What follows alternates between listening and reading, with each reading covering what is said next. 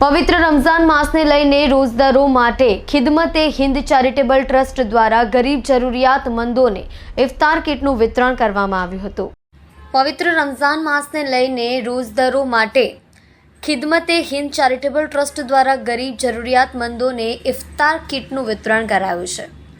પવિત્ર રમઝાન માસના મુસ્લિમો રોઝા રાખી ખુદાની બંદગી કરતા હોય છે। રમઝાનના મુબારક મહિનાને ધ્યાનમાં રાખીને ખિદમતે હિન્દ ચેરિટેબલ ટ્રસ્ટ દ્વારા ગરીબોને ઇફતાર કીટનું વિતરણ કરાયું હતું।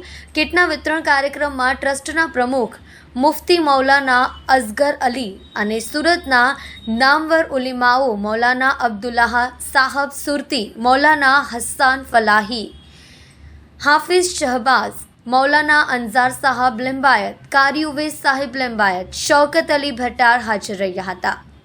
ગરીબ જરૂરિયાતમંદોને કીટનું વિતરણ કર્યું હતું અને આવનાર દિવસોમાં ખિદમતે હિન્દ ચેરિટેબલ ટ્રસ્ટ તરફથી થનારા કાર્યક્રમો વિશે ટ્રસ્ટના પ્રમુખ મુફ્તી મૌલાના અઝગર અલીએ માહિતી આપી હતી।